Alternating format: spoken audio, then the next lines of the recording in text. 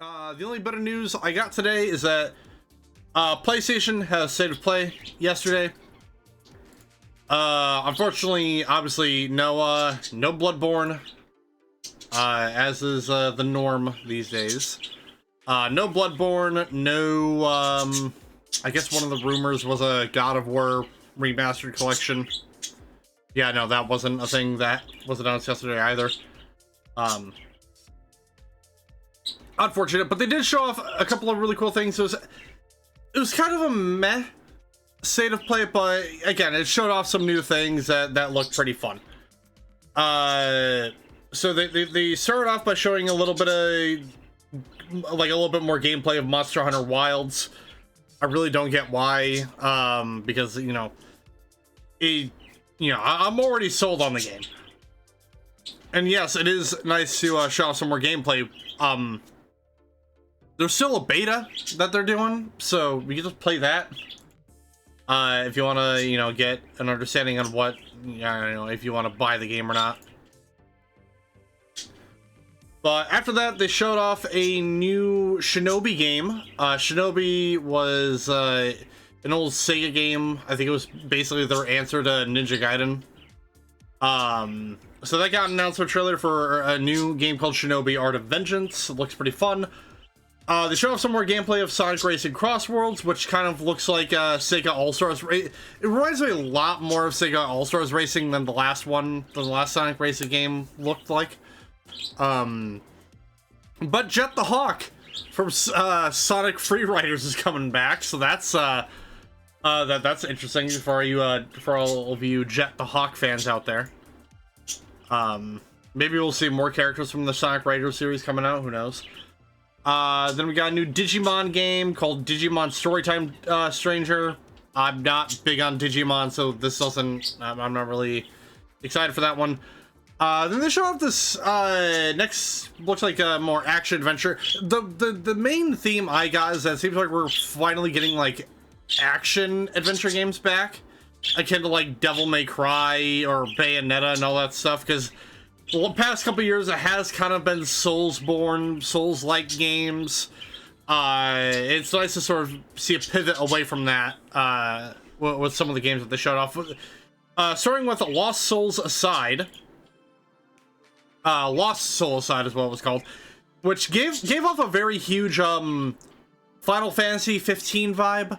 It was very Final Fantasy. It looks pretty fun, but it could be a fun time. Then they announced that Dave the Diver is getting a DLC called Ichiban's Holiday. Ichiban Kazuma, I think his name is, from Like a Dragon. He's being added.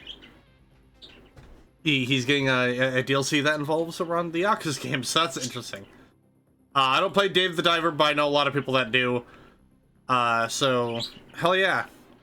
Then they showed off some WWE 2K25 footage. This was mainly showcasing the island mode, which, after seeing this, has me a little bit worried. So, the island is basically going to be the park from the NBA games, as of late, where you got this sort of MMO-like area that you can explore with your own custom character and all that. You can play up, I think they said like 50 other people will be on the island at any given time. But this is where you have all your shops. I guess you could go on like side quests and all that and do all these other things. It wasn't what I expected it was gonna be, because the initial thoughts had me thinking this is gonna be like SmackDown Shut Your Mouth's career mode, how you could explore in and around the arena and go outside in like the streets of the city and all that. I thought that this what this was, but a little bit of a more fantasy take on it. That is not what this is, and it has me worried, because whereas the arenas that they showed, because they showed off some like cool looking arenas that would be really awesome to use. My main concern is that we're gonna be getting cosmetics that were previously free in the 2K games that are now going to be locked behind the island. which is for sure going to be where a majority of this game's microtransactions are going to be. So there are going to be customization options that we used to be able to just access for free in like 2K24. There are going to be suddenly locked behind a paywall in the island. So that has me incredibly concerned for the WWE 2K future. And it does kind of drop my chances of buying it quite a bit. So yeah, that's there's some concerns here. I don't know how to feel. But after that, they showed off some more footage of Borderlands 4, along with a release date. I think it's coming out in September 4th, I believe it is. Then we got more footage of Split Fiction, which is that game being made by Hazelight, the same guys behind It Takes Two and No Way Out. Great developer when it comes to more co-op oriented games, purely co-op oriented games. And this game just continues to look fun. I like the mix of going between both a futuristic setting and a fantasy setting. Then they showed off another game being made by the developers of The Quarry called Directive 8020. It's basically an alien story. You know, it takes place on this space station. And there's an alien that's trying to kill him. So, I mean, I like stranded in space horror stories. This one looks like it could be fun. Then after that, they showed off the next Five Nights at Freddy's game being made by Steel Wool called Five Nights at Freddy's Secret of the Mimic. And it seems like in this one we're going to be infiltrating this warehouse where development was being made on the Mimic.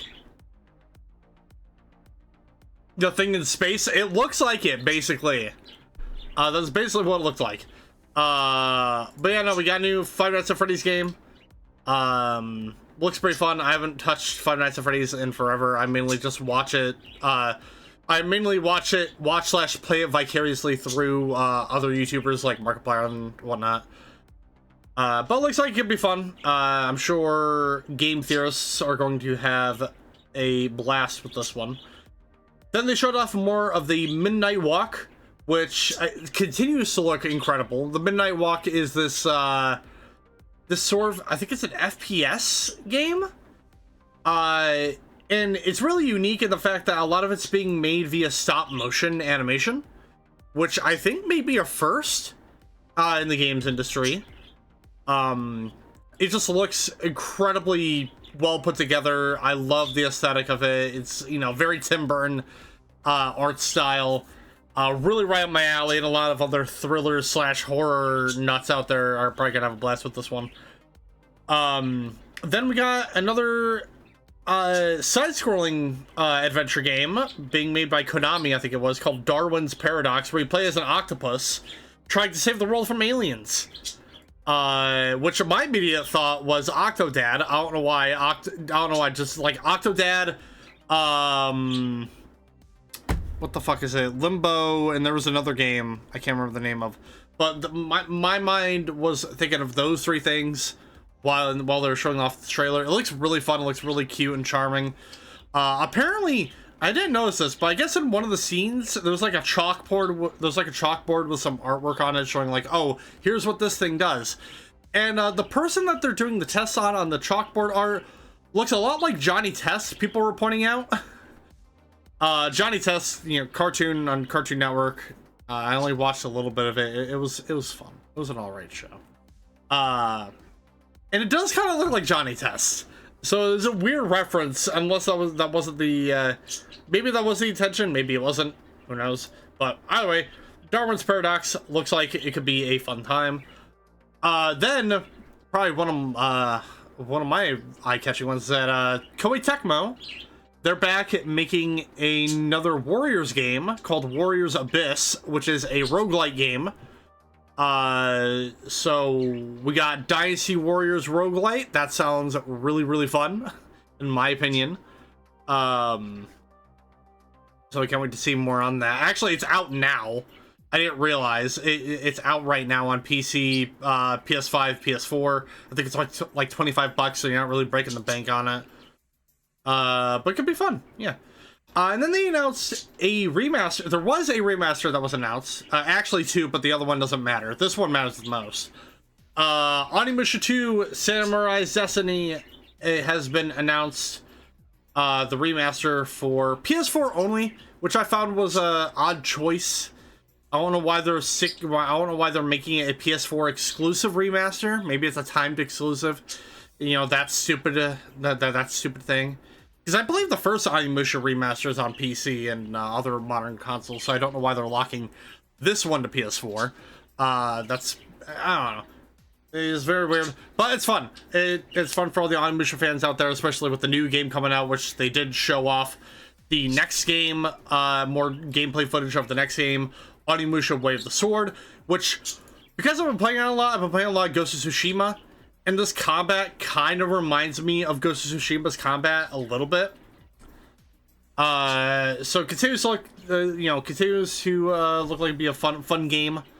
Can't wait till it comes out. It comes out next year, 2026. They showed us some more Metal Gear Solid Snake Eater remake footage. Looks fun. Along with an Ape Escape crossover, which obviously that's a old reference to the OG Metal Gear Solid 3. I think it was called Metal Gear Solid, where you played as an ape from Ape Escape doing tactical espionage. Let's see what else here. Then they showed off this game called Hell Is Us, which I got major Death Stranding vibes from the look and feel of this game. I've never played Death Stranding, and I don't know, this just looks like another, post-apocalyptic, another action adventure. Could be fun. I'll have to wait and see. Then I know for all the Lies of P, Lies of P is a game I need to play at some point, because I've heard a lot of good things about that. But Lies of P is getting a DLC called Overture. Unless Overture is something else entirely, I'm not sure. But, for all you Lies of P fans out there, I'm sure you guys are already excited for this addition to that series. And then the next game they showed off was, very acid trippy. It's called Dreams of Another. It's like a third-person shooter, but you're, like, entering other people's dreams? I don't really know what to make of it. It just looks weird. But I'm sure there's probably deeper meaning behind it all. I don't know. We're gonna have to wait and see on that one. Then the other remaster announcement that they had that doesn't really matter is Days Gone. It's just another case of why is this game getting a remaster? It doesn't really make any sense. They're adding a couple of new modes, which is, fun for Days Gone fans. I actually recently just got it gifted to me on Steam by a friend of mine. So who knows? Maybe we'll see a playthrough of that in the future. And then my personal, one of my big takeaway announcements is that they announced that Stellar Blade is coming to PC finally in June. But not only is Stellar Blade coming to PC, they're doing a crossover DLC with Goddess of Victory Nikke, which if you guys don't know what that is, Nikke is Shift Up's other game. It is on mobile and PC. It's a gacha game.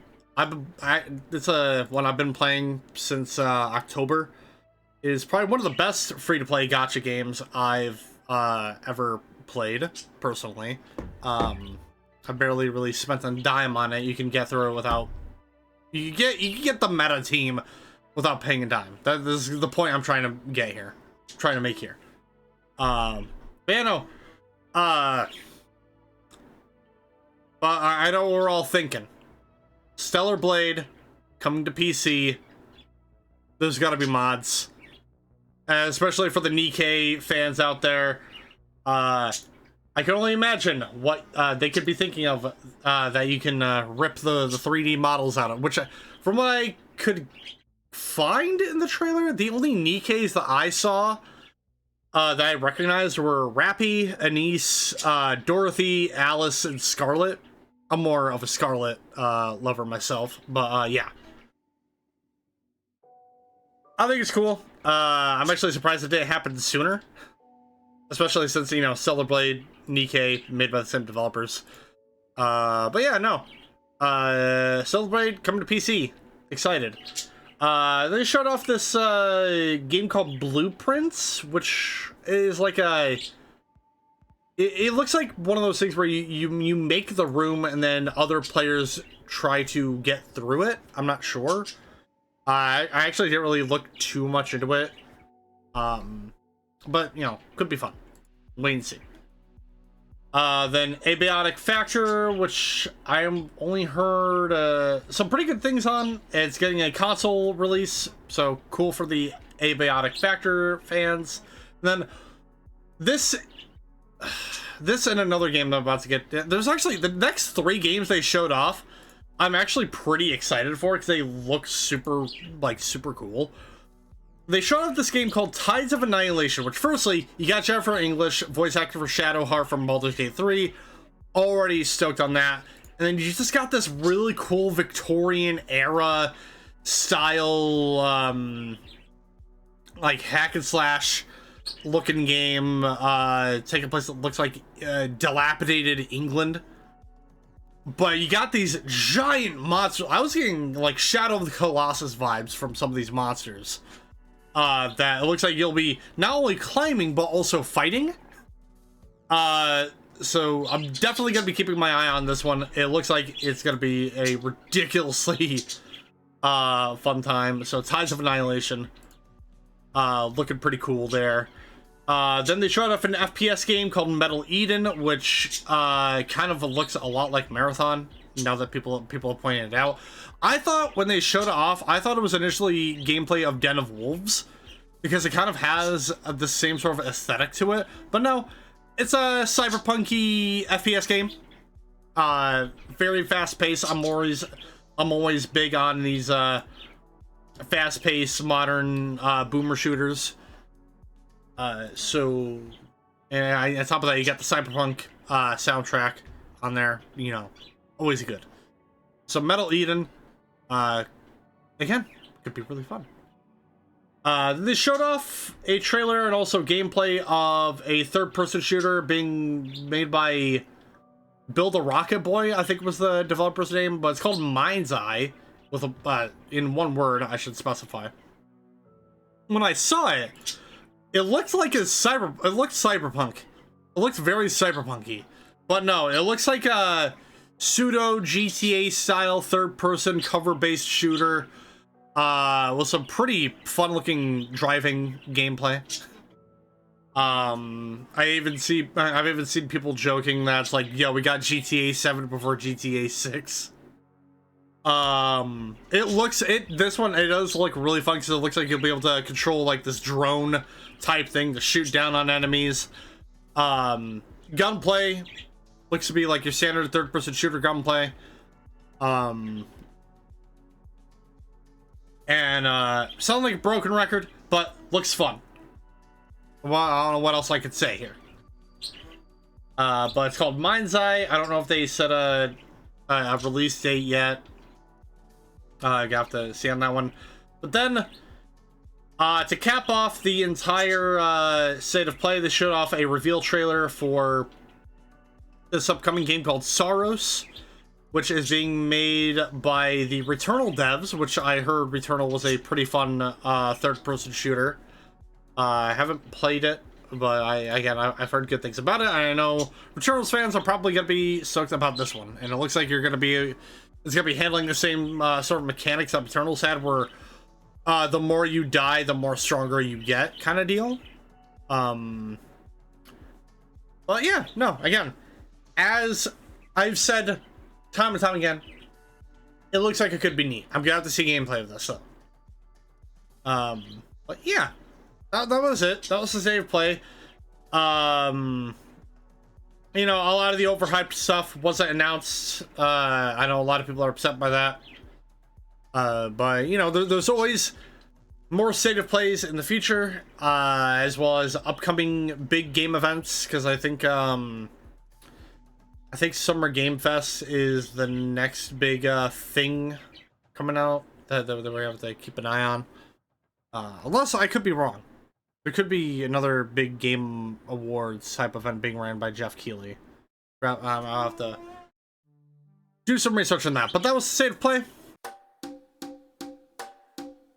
Before we get into today's shenanigans, we got a couple of news stories to touch upon. We're going to talk about Blizzard and Overwatch 2 because they have gotten so desperate from getting raffle stomped by Marvel rivals that they have decided to bring back loot boxes from Overwatch 1. I mean, I don't really care.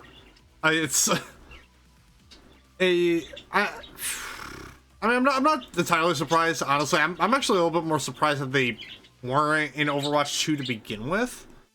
Given that, you know, Overwatch 1 was, at least as far as I'm aware, the first major game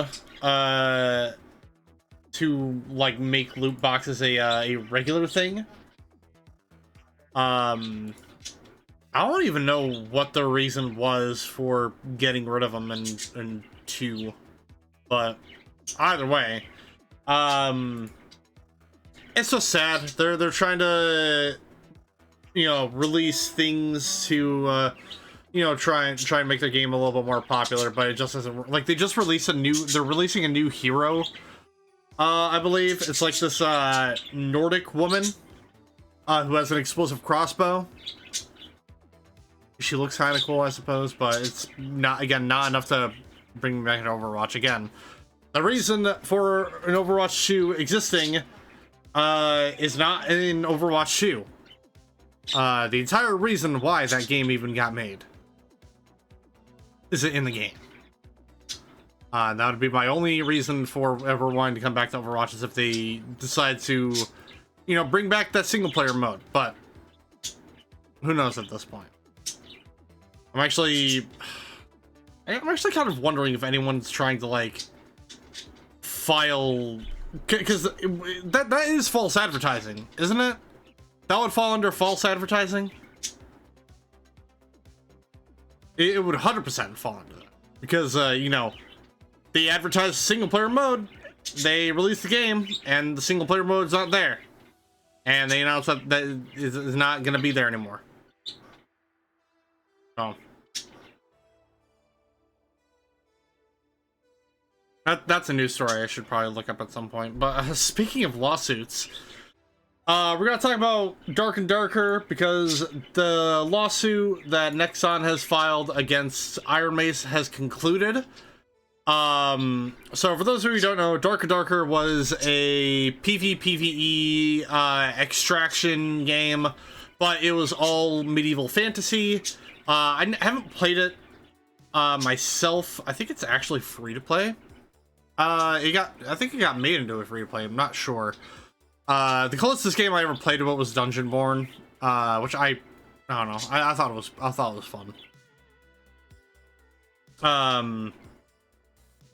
But Nexon ended up suing the Darker devs Iron Mace for I think it was for copyright infringement and for infringing on Nexon's trade secrets, because they were accusing Iron Mace of using stolen assets and code from a canceled game that Nexon was developing called P3, and because Iron Mace, they are made up of former devs of Nexon, and so Nexon was trying to say, oh, you guys took some code and some assets from us when you left to go make your other game. This is basically a carbon copy of what we were making before he decided to close it down. And this resulted, you know, a whole long lawsuit. Started last year. It was either last year or 2023. I can't remember when that exactly started, but it led to, I think, Iron Mace's offices getting raided by the authorities to try and, like, you know, find evidence, I suppose.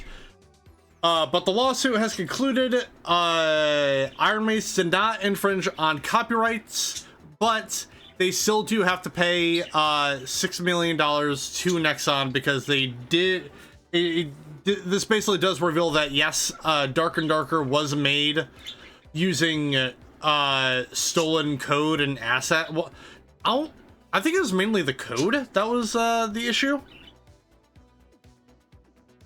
Because if I remember correctly, I think a lot of the assets in Dark and Darker were mainly from the Unreal store, I believe. So it's mainly just an asset flip, but a good asset flip. In this case, but that is very unfortunate. So it's like it's a win, but it isn't. On I guess both sides. Basically because I mean, yes, Iron Mace did not infringe on copyright, but they did infringe on yeah, what am I losing my words here? Let me go to the back to the article. Yeah, trade secrets is what they were going on. And whereas Nexon, they didn't win the copyright infringement thing, they did win the trade secrets thing. So that's in conclusion to the Darker lawsuit saga. And now obviously we're gonna have to there's another big gaming lawsuit in the works with the whole Power World and Pokemon stuff, so we're gonna have to see how that concludes, because I don't think it has concluded yet.